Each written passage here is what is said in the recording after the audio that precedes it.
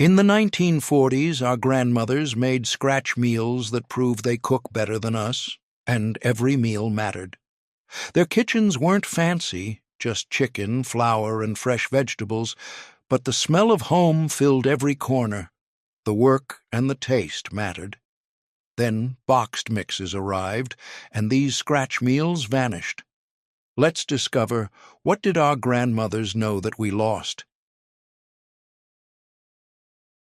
It was the ultimate comfort meal, costing under $2 and feeding a family for days from one pot. Grandma started by cutting a whole chicken into pieces and simmering it in water with salt, pepper, and a bay leaf for 2 hours until the meat fell off the bone. She removed the chicken, let it cool, and shredded the meat by hand. While the broth simmered, she made dumplings from scratch. 2 cups flour, 1 tablespoon baking powder, salt, milk, and melted butter, mixed just until combined. She dropped spoonfuls of dough into the boiling broth, covered the pot, and cooked for 15 minutes without lifting the lid. The dumplings puffed up, light and fluffy, soaking up the rich broth. She stirred the shredded chicken back in and served it hot in bowls.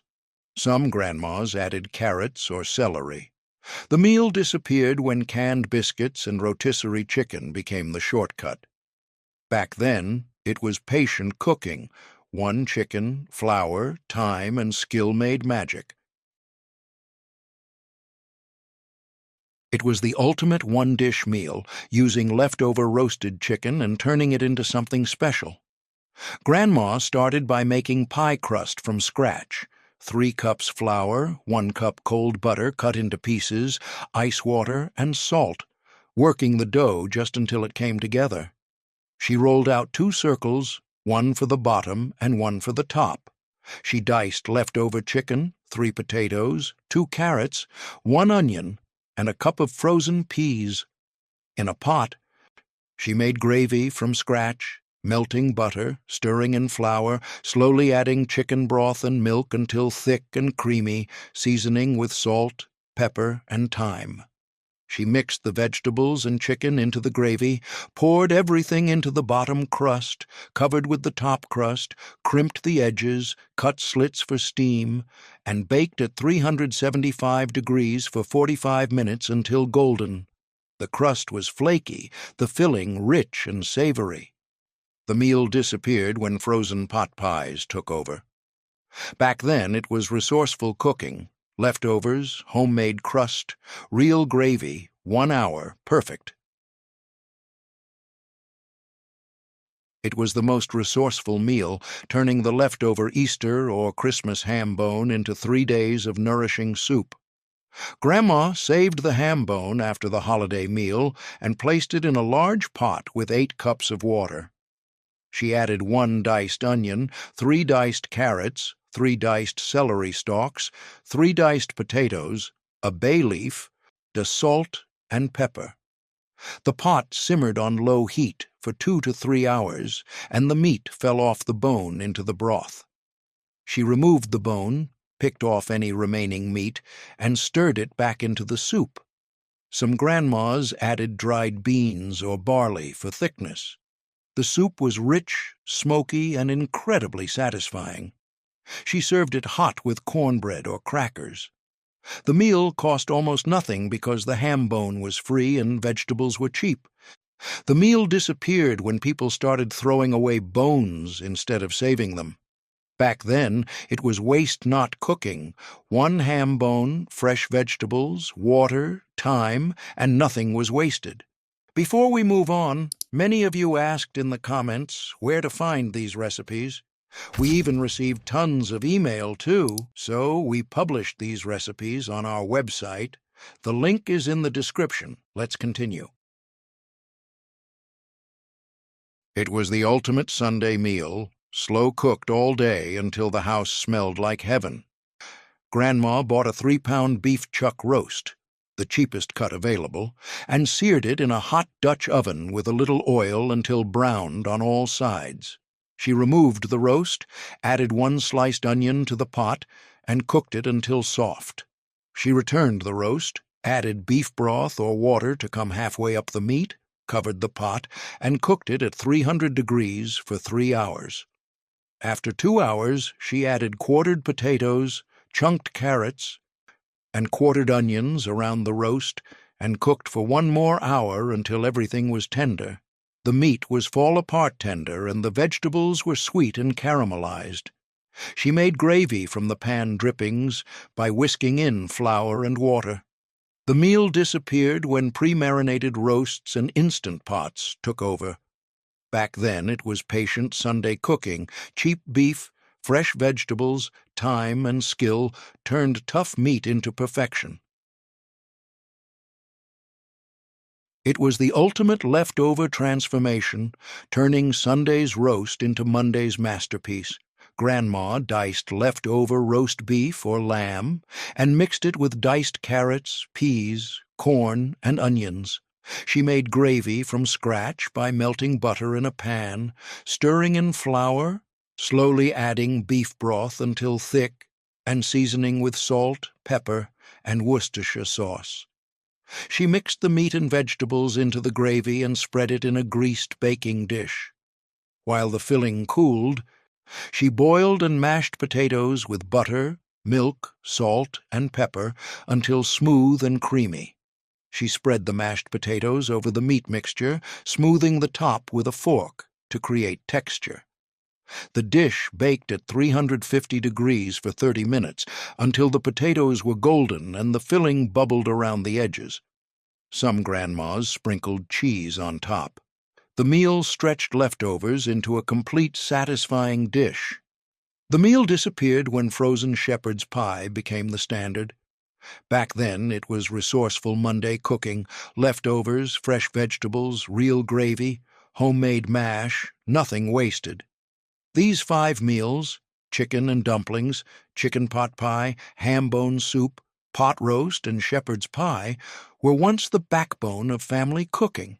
Today they've been replaced by rotisserie chicken, frozen meals, and Instant Pots. Ken and the patient skills seniors had to cook from scratch have vanished completely. It was the ultimate cheap meal, costing pennies and feeding a family for days. Grandma started with 1 pound of dried navy beans, rinsed and soaked overnight in water. In the morning, she drained the beans, placed them in a heavy pot or Dutch oven, and covered them with fresh water. She added 1 diced onion, 2 tablespoons molasses, 2 tablespoons ketchup, 1 tablespoon mustard, 1 teaspoon salt, half a teaspoon black pepper, and a small piece of salt pork for smoky flavor. She stirred everything together, brought it to a boil, then reduced the heat to low, covered the pot, and simmered for 3 to 4 hours, stirring occasionally and adding water as needed until the beans were tender and the sauce was thick. Some grandmas baked the beans in the oven instead for deeper flavor. The result was rich, sweet, smoky, satisfying. The meal disappeared when canned baked beans took over. Back then, it was patient Saturday cooking, dried beans, molasses, salt pork, time made perfection. It was the ultimate budget stretcher, turning 1 pound of ground beef into a meal for 6. Grandma mixed ground beef with 1 diced onion, 1 cup breadcrumbs, 1 egg, half a cup milk, salt, pepper, and a tablespoon Worcestershire sauce in a bowl until just combined. She shaped the mixture into a loaf, placed it in a greased baking pan, and spread ketchup or tomato sauce over the top. The meatloaf baked at 350 degrees for 1 hour until cooked through and browned.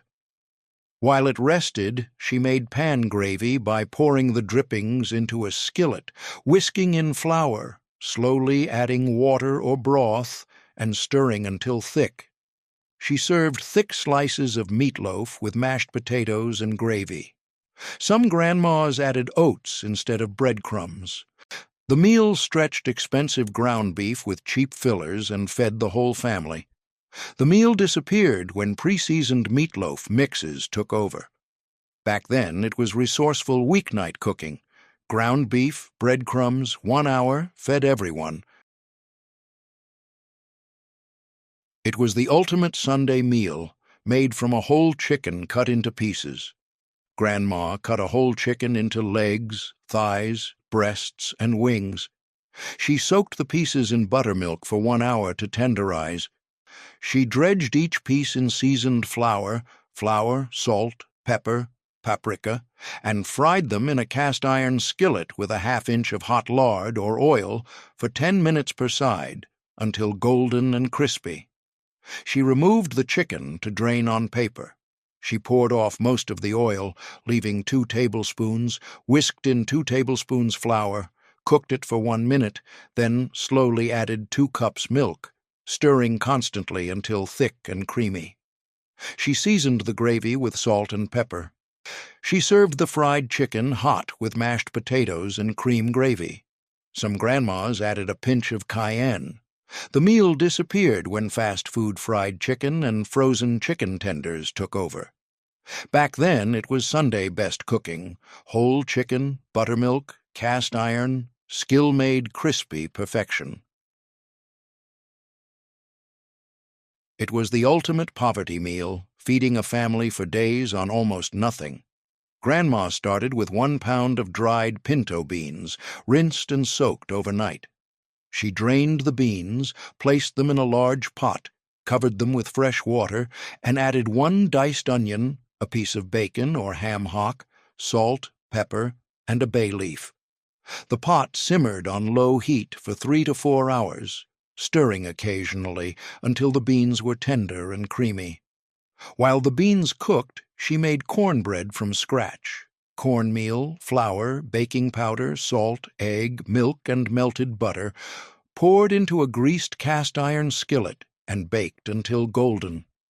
She served the beans hot in bowls with a square of warm cornbread and a slice of raw onion on the side. Some grandmas added jalapenos.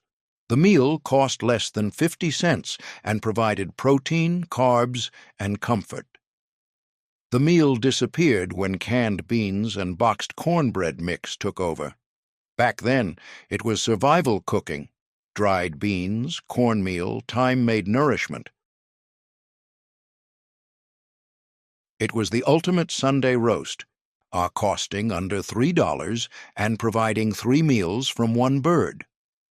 Grandma bought a whole chicken, removed the giblets, patted it dry, and rubbed it all over with softened butter, salt, pepper, and dried thyme. She placed it breast side up in a roasting pan and arranged quartered potatoes, chunked carrots, and halved onions around it. She drizzled the vegetables with oil and seasoned them with salt and pepper. The pan went into a 375-degree oven and roasted for 1 hour and 30 minutes until the skin was golden and crispy and the juices ran clear. She let the chicken rest for 10 minutes, then carved it at the table. The vegetables roasted in the chicken drippings and were sweet and caramelized. She used the carcass for soup the next day. The meal disappeared when rotisserie chickens became cheaper than raw whole chickens. Back then, it was Sunday tradition: whole chicken. Fresh vegetables, 1 pan, 3 meals. These 10 meals: chicken and dumplings, chicken pot pie, ham bone soup, pot roast, shepherd's pie, baked beans with salt pork, meatloaf with pan gravy, fried chicken with cream gravy, pinto beans with cornbread, and whole roasted chicken, were once the backbone of family cooking. Today, they've been replaced by rotisserie chicken, frozen meals, and instant pots. And the patient skills seniors had to cook from scratch have vanished completely. It was the ultimate Italian-American comfort meal, made entirely from scratch with fresh tomatoes when they were in season.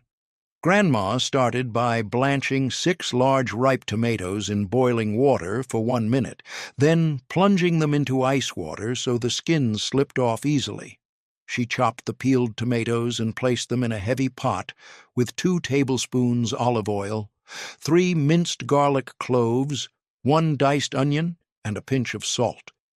The sauce simmered on low heat for 2 to 3 hours, stirring occasionally until it thickened and the flavors deepened.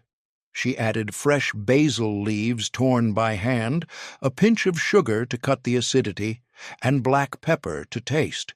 While the sauce simmered, she boiled a large pot of salted water and cooked 1 pound of dried spaghetti until al dente, tender but still with a bite.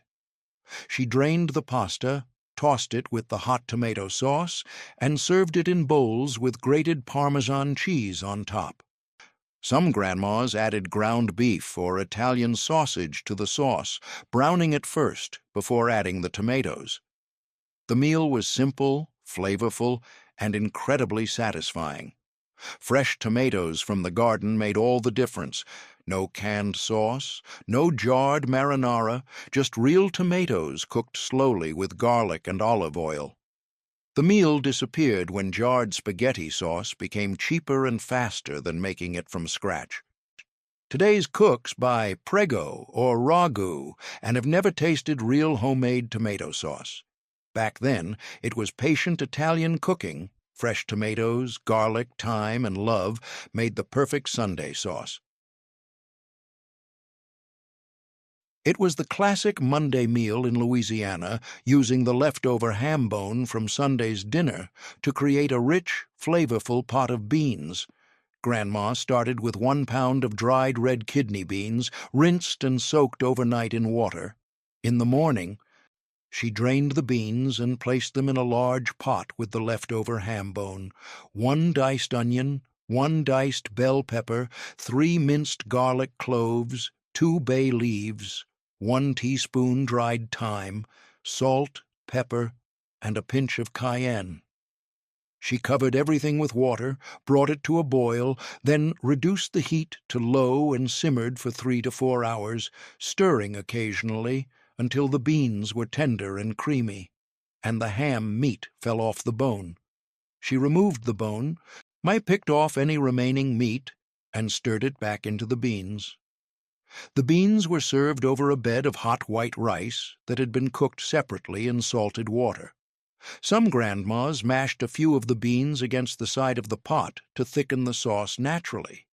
The meal was hearty, filling, and incredibly flavorful. The smoky ham bone flavored the beans, and the Creole seasonings added depth and heat. It was a Monday tradition because it used up Sunday's ham bone and could simmer all day while Grandma did laundry. The meal cost almost nothing.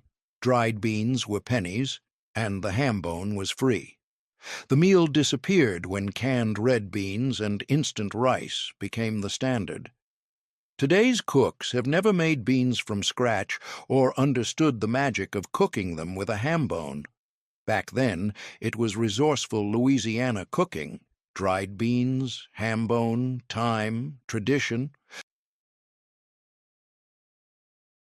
It was the ultimate comfort casserole made with thinly sliced potatoes, real cream, and leftover ham. Grandma started by peeling and slicing 5 large potatoes into thin rounds, about 1/8 of an inch thick, using a sharp knife or a hand-crank slicer. She diced 1 cup of leftover ham into small cubes. She greased a 9 by 13 baking dish with butter and layered half the potato slices on the bottom, overlapping them slightly. She sprinkled half the diced ham over the potatoes, along with salt, pepper, and a tablespoon of flour to help thicken the sauce. She repeated the layers: potatoes, ham, salt, pepper, flour, and poured 2 cups of heavy cream over everything, making sure the liquid came almost to the top of the potatoes. She dotted the top with small pieces of butter and covered the dish tightly with foil. The dish baked at 350 degrees for 1 hour. Then she removed the foil and baked for another 30 minutes until the potatoes were tender, the top was golden and bubbly, and the cream had thickened into a rich, velvety sauce. Some grandmas added diced onions between the layers or sprinkled shredded cheese on top for the last 10 minutes of baking. The result was creamy, rich, and incredibly satisfying. The potatoes were tender and infused with the cream and ham flavor. The meal disappeared when boxed scalloped potato mixes with powdered cheese sauce became the standard. Today's cooks have never made scalloped potatoes with real cream and fresh potatoes. Back then, it was elegant everyday cooking. Potatoes, cream, ham, patience made perfection. It was the ultimate summer soup made with fresh corn cut straight from the cob when it was in season. Grandma started by shucking 6 ears of fresh corn and cutting the kernels off with a sharp knife, then scraping the cobs with the back of the knife to release the milky liquid. This was the secret to creamy chowder. She diced 3 slices of bacon and fried them in a large pot until crispy, then removed the bacon and left the fat in the pot. She added 1 diced onion and 2 diced celery stalks to the bacon fat and cooked them until soft and fragrant.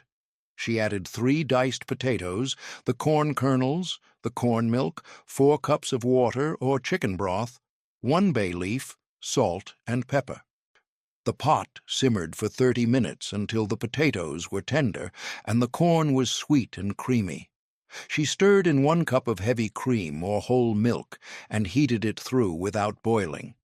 She crumbled the crispy bacon back into the chowder and served it hot in bowls with oyster crackers. Some grandmas added a pinch of thyme or a dash of hot sauce for extra flavor. The chowder was sweet, creamy, and incredibly satisfying.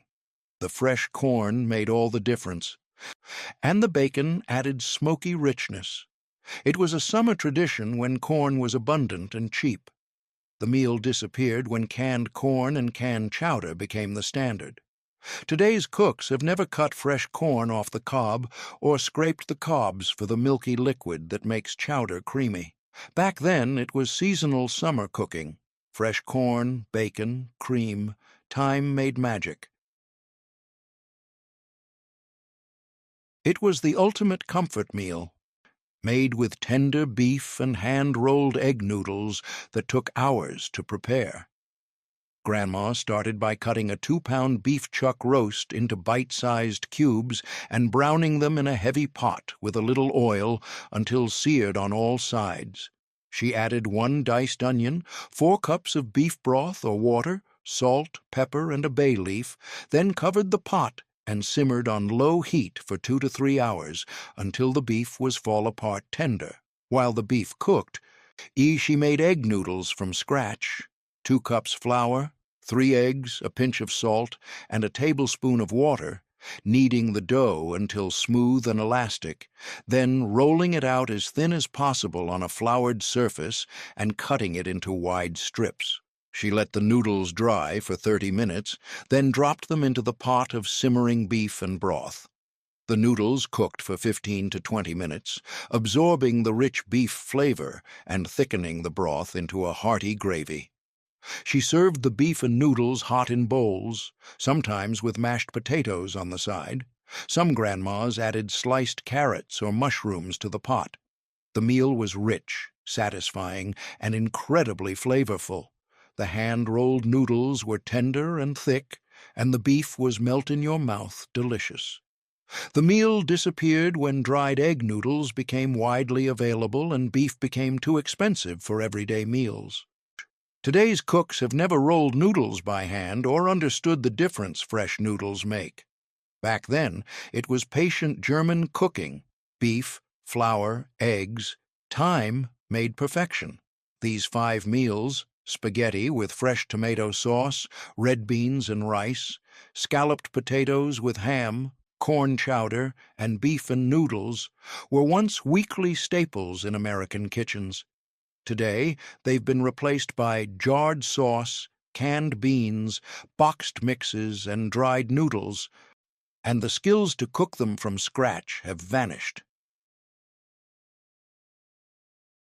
It was the ultimate poverty meal, using the cheapest cut of beef to create the richest, most flavorful soup imaginable.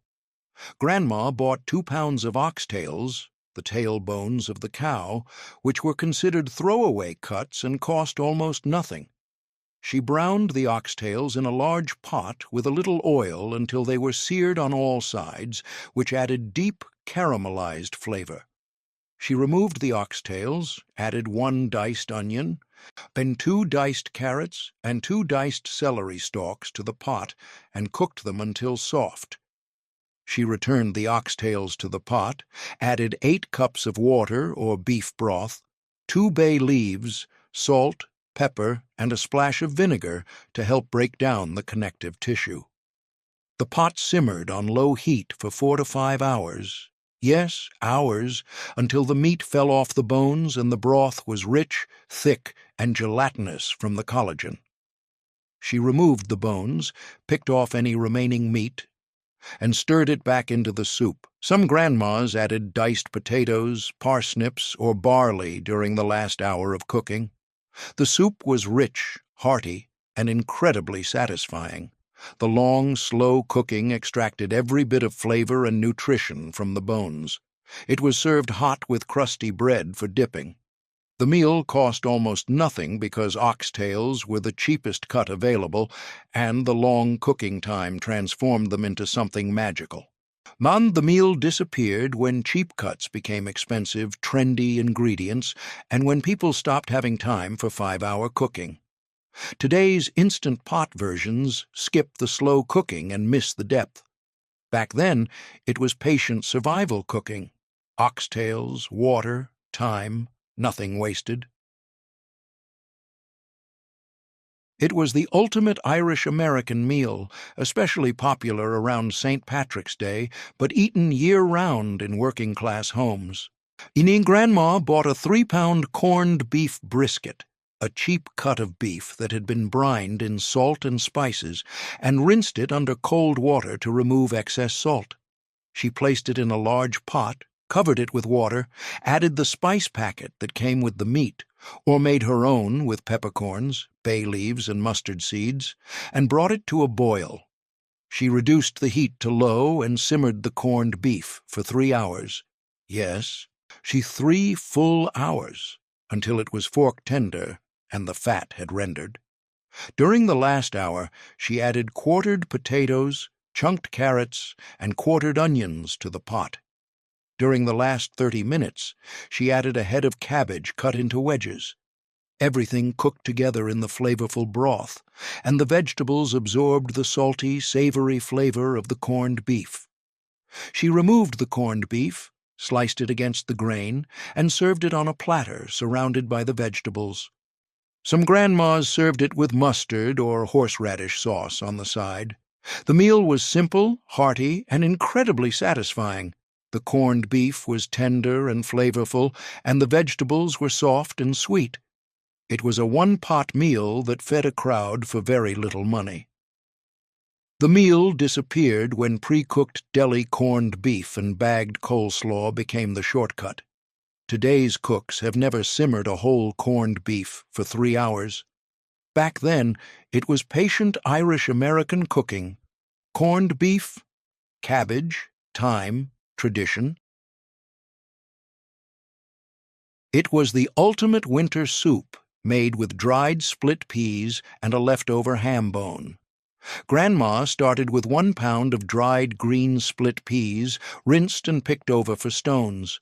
She placed them in a large pot with the leftover ham bone from Sunday's dinner, 1 diced onion, 2 diced carrots, 2 diced celery stalks, 2 minced garlic cloves, 2 bay leaves, salt, and pepper. She covered everything with 8 cups of water, brought it to a boil, then reduced the heat to low and simmered for 2 to 3 hours, stirring occasionally until the split peas broke down and the soup thickened naturally into a creamy, hearty texture. She removed the ham bone, picked off any remaining meat, and stirred it back into the soup. Some grandmas added diced potatoes or a splash of vinegar for brightness. The soup was thick, rich, and incredibly satisfying. The split peas created a creamy texture without any cream, and the ham bone added smoky, savory depth. It was served hot with crusty bread or cornbread. The soup cost almost nothing, Dried split peas were pennies, and the ham bone was free. It was a Monday tradition, using up Sunday's ham bone while it was still fresh. The meal disappeared when canned split pea soup became widely available. Today's cooks have never made split pea soup from scratch or understood how dried peas naturally thicken into creaminess without any cream. Back then, it was resourceful Monday cooking, split peas. It was the ultimate one-pot meal, using a whole chicken instead of just breasts and cooking everything together so the rice absorbed all the chicken flavor. Grandma cut a whole chicken into pieces, legs, thighs, breasts, wings, and browned them in a large pot or Dutch oven with a little oil until the skin was golden. She removed the chicken, added 1 diced onion to the pot, and cooked it until soft. She returned the chicken to the pot, added 2 cups of uncooked white rice, 4 cups of water or chicken broth, 1 bay leaf, salt, and pepper. She brought everything to a boil, then reduced the heat to low, covered the pot tightly, and simmered for 45 minutes without lifting the lid. The rice absorbed the chicken broth and became fluffy and flavorful, and the chicken stayed moist and tender. She removed the lid, fluffed the rice with a fork, and then served the chicken pieces on top of the rice. Some grandmas added frozen peas, diced carrots, or bell peppers during the last 10 minutes of cooking. The meal was simple, flavorful, and incredibly satisfying. The rice was rich with chicken flavor, and the chicken was juicy and perfectly cooked. It was a weeknight staple because it required minimal prep and only 1 pot. The meal disappeared when pre-cooked rotisserie chicken and instant rice became the shortcut. Today's cooks buy boneless, skinless chicken breasts and boxed rice pilaf and have never cooked a whole chicken with rice. Back then, it was smart weeknight cooking. Whole chicken, rice, 1 pot, 45 minutes, done. It was the ultimate weeknight meal, made with bone-in pork chops and pan gravy that brought everything together. Grandma bought 4 bone-in pork chops, the cheapest cut available, and seasoned them generously with salt and pepper. She heated a tablespoon of lard or oil in a cast-iron skillet over medium-high heat and fried the pork chops for 4 to 5 minutes per side until they were golden brown and cooked through. She removed the pork chops to a plate and covered them with foil to keep them warm. She poured off most of the fat from the skillet, leaving about 2 tablespoons, and added 2 tablespoons of flour to the hot fat, stirring constantly for 1 minute to make a roux. She slowly added 2 cups of milk, whisking constantly to prevent lumps, and cooked the gravy until it thickened and bubbled. She seasoned the gravy with salt, pepper, and a pinch of sage or thyme. She returned the pork chops to the skillet, spooned the gravy over them, and simmered for 5 more minutes to meld the flavors. She served the pork chops hot with mashed potatoes and green beans, pouring the extra gravy over everything. The meal was simple, comforting, and incredibly satisfying. The pan gravy was rich and flavorful, and the pork chops were juicy and tender. The meal disappeared when pre-marinated, boneless pork chops and jarred gravy became the standard. Today's cooks have never made pan gravy from drippings. Back then, it was everyday farm cooking, pork chops, flour, milk. These 10 meals, spaghetti with fresh tomato sauce, red beans and rice, scalloped potatoes with ham, corn chowder, beef and noodles, oxtail soup, boiled corned beef and cabbage, split pea soup, chicken and rice, and pork chops with gravy were once weekly staples in American kitchens. Today, they've been replaced by jarred sauce, canned beans, boxed mixes, and pre-cooked meat, and the skills to cook them from scratch have vanished. It was one of the most popular cheap meals of the 1960s, costing less than 50 cents and providing more iron and protein than almost any other food. Grandma bought 1 pound of fresh beef liver from the butcher, the cheapest meat available, and sliced it into thin pieces about a quarter-inch thick. She soaked the liver in milk for 30 minutes to 1 hour in the refrigerator, which removed the bitter taste and made the liver mild and tender. While the liver soaked, she peeled and sliced 2 large onions into rings. She heated a cast-iron skillet over medium heat with 2 tablespoons of butter or bacon fat until it melted and foamed. She added the sliced onions to the hot skillet and cooked them slowly, stirring occasionally, for 15 to 20 minutes until they were soft, golden, and caramelized. This slow cooking brought out their natural sweetness. She removed the onions to a plate and kept them warm. She drained the liver, patted it dry with paper towels, and dredged each piece in seasoned flour mixed with salt, pepper, and a pinch of paprika. She added another tablespoon of butter to the hot skillet and fried the liver pieces for 2 to 3 minutes per side until they were browned on the outside but still slightly pink in the center. Overcooking made liver tough and rubbery. She returned the caramelized onions to the skillet, stirred everything together, and served the liver and onions hot with boiled or mashed potatoes on the side. Some grandmas made pan gravy by adding flour and milk to the drippings. The meal was rich, savory, and incredibly nourishing. Liver was packed with iron, B vitamins, and protein, and it cost almost nothing. It was a weekly staple in working-class homes throughout the 1950s and 60s because it was cheap, filling, and nutritious. The meal disappeared by the 1980s when liver became unpopular and was dismissed as too strong-tasting or old-fashioned. Today's cooks have never soaked liver in milk or understood that proper preparation makes all the difference. The simple skill of soaking, dredging, and quick frying liver has been completely lost.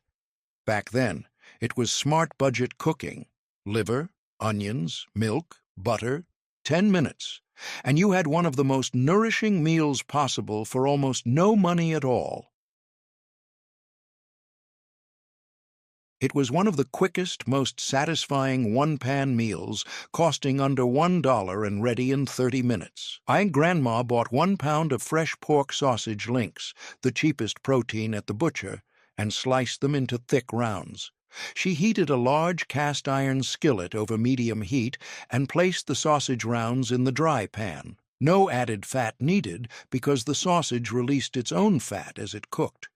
She browned the sausage on both sides for about 10 minutes, turning occasionally until the pieces were golden and cooked through. She removed the sausage to a plate and left the rendered fat in the skillet. This was liquid gold, full of flavor. She cored 1 small head of green cabbage and sliced it into thin ribbons, about a quarter-inch wide.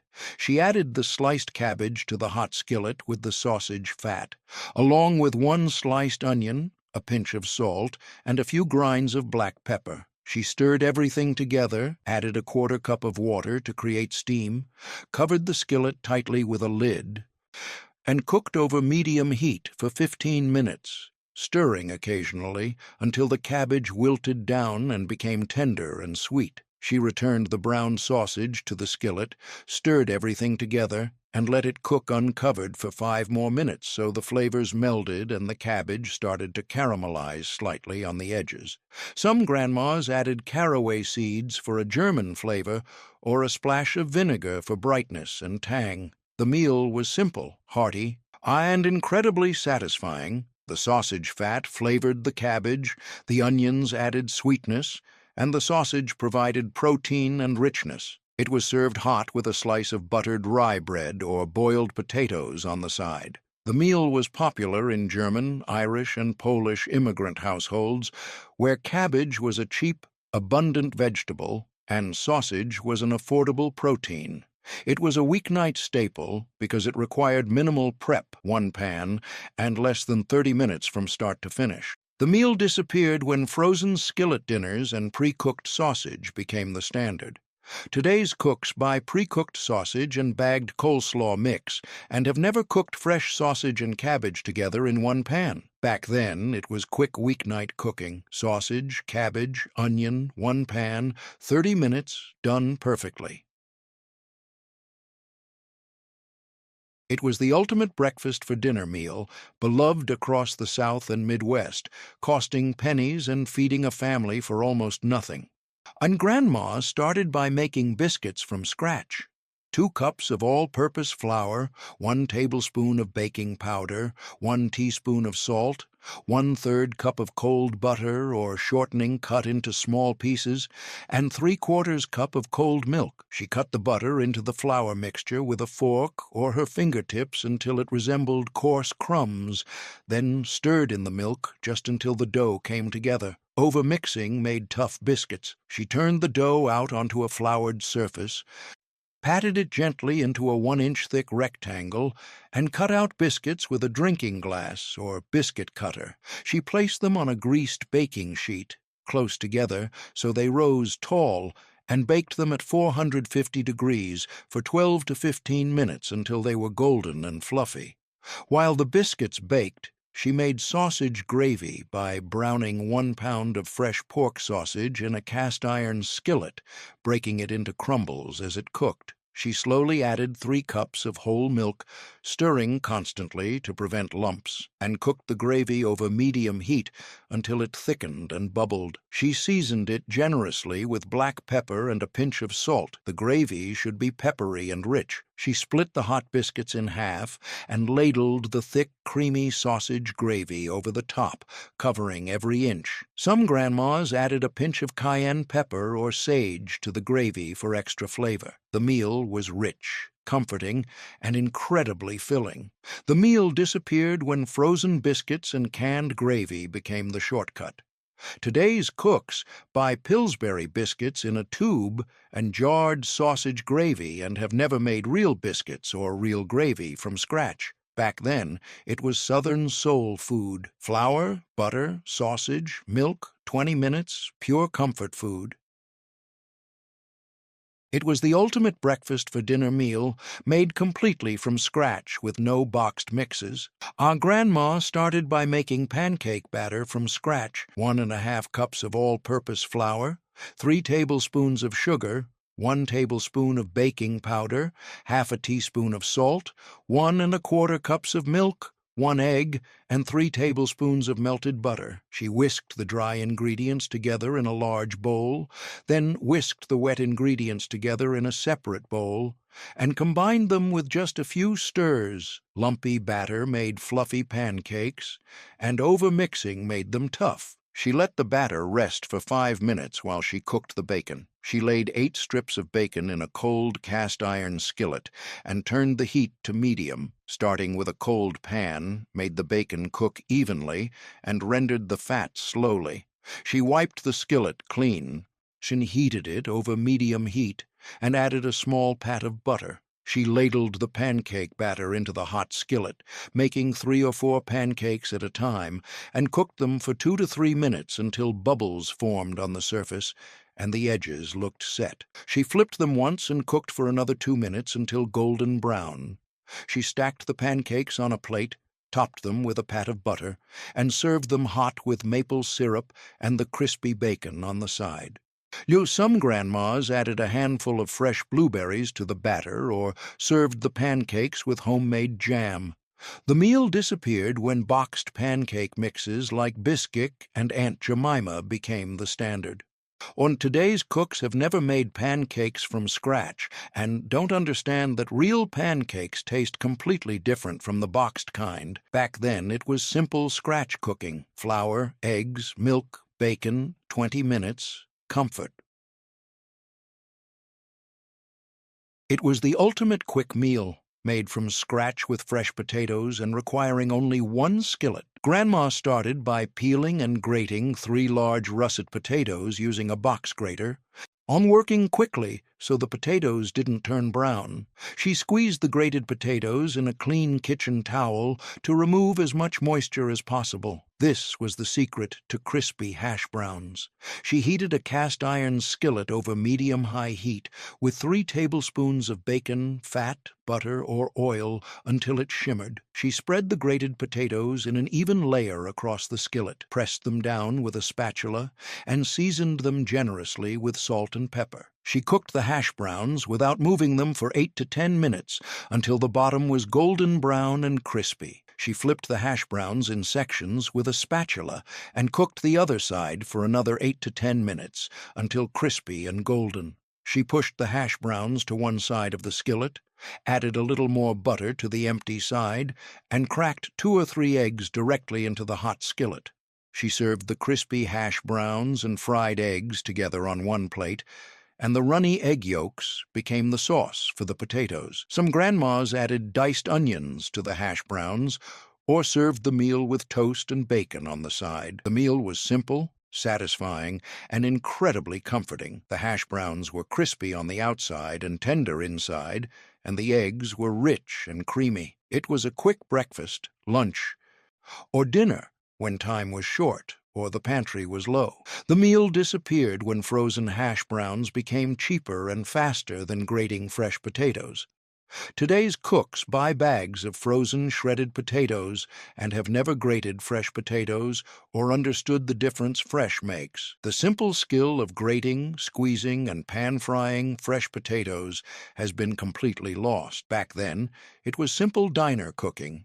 Potatoes, eggs, butter, one skillet, 20 minutes, crispy perfection that filled you up and cost almost nothing. These 5 meals, liver and onions, cabbage and sausage, biscuits and gravy, pancakes and bacon, and fried eggs and hash browns, were once everyday staples in American homes. Today, they've been replaced by frozen meals, boxed mixes, and fast food, and the simple skills to cook them from scratch have vanished completely.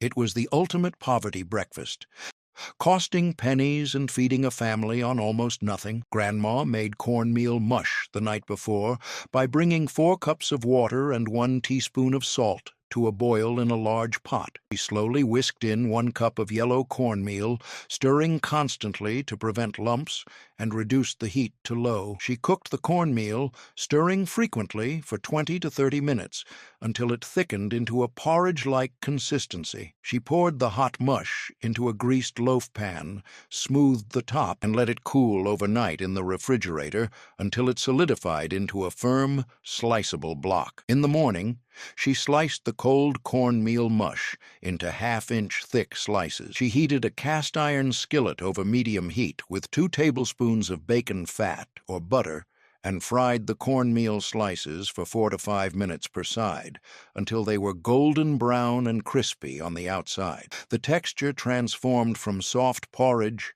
to crispy, golden cakes with a creamy interior. While the mush fried, she cooked bacon in another skillet until crispy.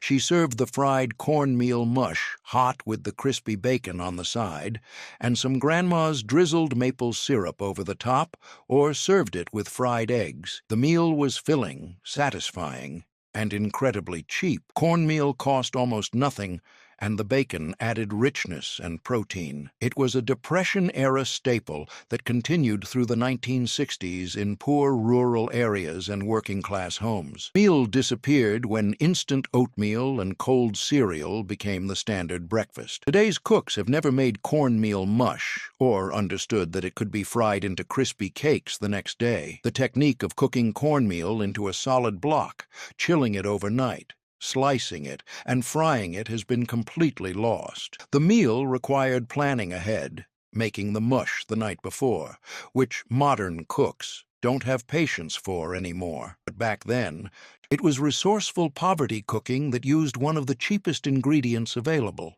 Cornmeal was a pantry staple in every home, and the ability to transform it from porridge to crispy cakes meant you could eat the same ingredient 2 different ways. Back then, it was survival breakfast: cornmeal, water, bacon fat, time, and you had a hearty breakfast for almost no money that kept you full until lunch and provided energy for a full day of hard work in the fields or factories or wherever working people earned their living.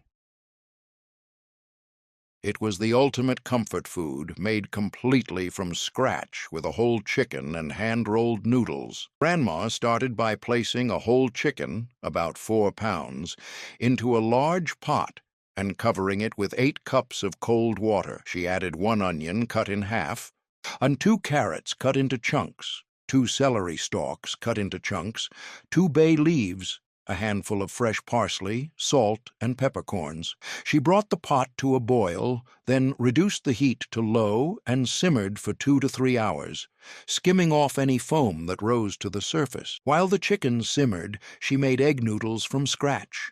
2 cups of flour, 3 eggs, a pinch of salt, and a tablespoon of water, kneading the dough until smooth. She added the shredded chicken back to the pot along with fresh diced carrots and celery, and simmered for 10 more minutes until the vegetables were tender. She served the soup hot in bowls with saltine crackers on the side.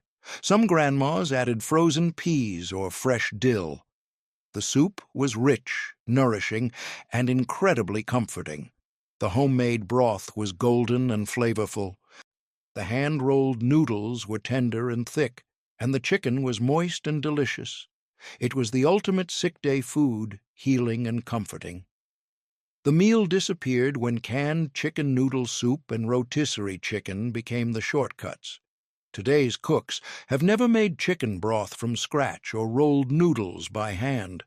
The patient art of simmering a whole chicken for hours to extract every bit of flavor, then rolling noodles by hand, has been completely lost to canned soup and dried noodles.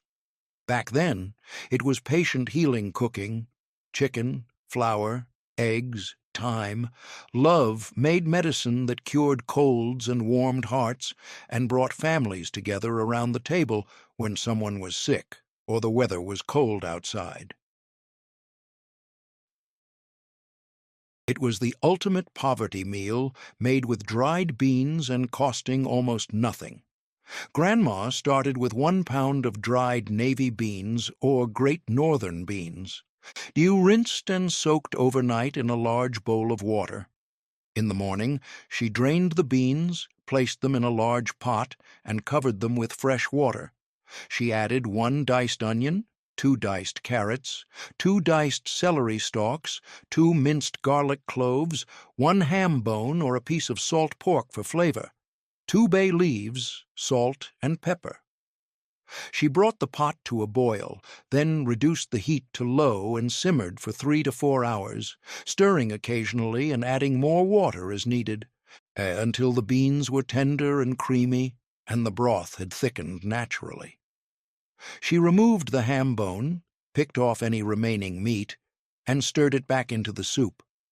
Some grandmas mashed a few of the beans against the side of the pot to thicken the soup even more. The soup was served hot with cornbread or crackers. The meal was thick, hearty, and incredibly satisfying. The beans were creamy and tender, the ham bone added smoky depth, and the vegetables added sweetness and texture. It was a Depression-era staple that fed families for days on almost no money. Dried beans were one of the cheapest sources of protein available, and the long, slow cooking broke them down into creamy, comforting goodness. The meal was served Monday through Friday, reheated each day, and it tasted better as the flavors deepened. The meal disappeared when canned bean soup became widely available. Today's cooks have never soaked dried beans overnight or understood that slow-cooked beans taste completely different from canned. The patient art of soaking, simmering, and waiting for beans to become tender has been completely lost. The meal required planning ahead, soaking the beans the night before, and patience to simmer them for hours until they were creamy. But the result was rich, nourishing soup that fed a family for days on pennies. Back then, it was survival cooking: dried beans, on ham bone, water, time, and you had days of nourishing meals for pennies that kept your family fed through the hardest times when money was tight and food was scarce, and every penny had to stretch as far as possible to keep everyone fed and healthy. It was the simplest, quickest meal, made with fresh eggs and buttered toast. Grandma cracked 3 or 4 fresh eggs into a bowl, added a splash of milk, a pinch of salt, and a few grinds of black pepper, and beat them lightly with a fork until the yolks and whites were just combined. Overbeating made the eggs tough. She heated a cast-iron skillet or nonstick pan over medium-low heat with a tablespoon of butter until it melted and foamed, but didn't brown. She poured the beaten eggs into the hot skillet and let them sit for a few seconds until they started to set on the bottom. She gently stirred the eggs with a wooden spoon or spatula, pushing them from the edges toward the center, and cooked them slowly, stirring occasionally, for 3 to 4 minutes until they formed soft, creamy curds. She removed the eggs from the heat while they were still slightly wet and glossy. They continued cooking from residual heat, and served them immediately. While the eggs cooked, she toasted 2 slices of bread, white, wheat, or rye, and buttered them generously while they were still hot, so the butter melted into the bread. She served the scrambled eggs on a plate with the buttered toast on the side, and some grandmas added a sprinkle of fresh chives or a slice of cheese on top of the hot eggs. The meal was simple, comforting, and incredibly satisfying. The eggs were soft, creamy, and rich, and the buttered toast was crispy and golden. It was a quick breakfast, lunch, or dinner when time was short or the pantry was nearly empty. The meal was a Depression-era staple because eggs were cheap and always available. The meal disappeared when fast food breakfast sandwiches and frozen microwavable egg products became the standard. Today's cooks scramble eggs in the microwave or buy liquid eggs in cartons and have never made real scrambled eggs slowly in a skillet with butter. The simple skill of slow cooking eggs over low heat with butter, stirring gently to create soft curds, has been completely lost. Modern scrambled eggs are rubbery and overcooked, rushed in a hot pan or zapped in a microwave, and they taste nothing like the soft, creamy eggs Grandma made with patience and butter. Back then, it was simple survival cooking: eggs, butter, bread, 5 minutes, comfort that fed you and warmed your heart when everything else was uncertain and difficult. It was the ultimate poverty breakfast, costing pennies and keeping you full until lunch. Grandma made oatmeal from old-fashioned rolled oats. Not instant packets, the slow-cooked kind that took 20 minutes but tasted completely different. She brought 2 cups of water and a pinch of salt to a boil in a pot, then stirred in 1 cup of old-fashioned rolled oats. She reduced the heat to low and simmered the oatmeal, stirring occasionally for 15 to 20 minutes until the oats absorbed the water and became thick, creamy, and tender. She did not add sugar. That was for dessert. She served the hot oatmeal in a bowl with a tablespoon of butter melted on top and a generous pinch of salt. The butter made the oatmeal rich and creamy, and the salt brought out the natural sweetness of the oats. Some grandmas added a splash of milk or cream on top, or served it with a side of fried eggs and bacon for a complete meal. The oatmeal was thick, hearty, and incredibly filling. It stuck to your ribs and kept you full for hours, which was essential for people doing manual labor or working long days in the fields or factories. It was a Depression-era staple because oats were one of the cheapest foods available at any general store and provided sustained energy throughout the entire morning. The oatmeal provided slow-burning carbohydrates that kept blood sugar stable and energy consistent, preventing the mid-morning crash that came from eating sugary breakfasts or skipping meals entirely. The meal disappeared when instant oatmeal packets with flavored sugars and artificial ingredients became the standard convenience breakfast in the 1970s and 80s. Today's cooks microwave instant oatmeal in 1 minute and have never made slow-cooked oatmeal from old-fashioned oats on the stovetop with real butter and salt. The patient art of slowly simmering oats until they become creamy and tender has been completely lost to modern convenience and speed. The difference between instant oatmeal and slow-cooked oatmeal is like night and day. Instant is thin and gummy, while slow-cooked is thick, creamy, and satisfying. Back then, it was survival breakfast: oats, water, butter, salt, 20 minutes, and you had fuel for the day that kept you going through hard work and long hours and whatever challenges life threw at you that day. These 30 scratch meals were more than just recipes. They were survival, wisdom, and love cooked into every simple dish. Yourself or someone you love that real cooking isn't hard, it's just patient. You can be the one who says no to takeout and yes to fresh ingredients.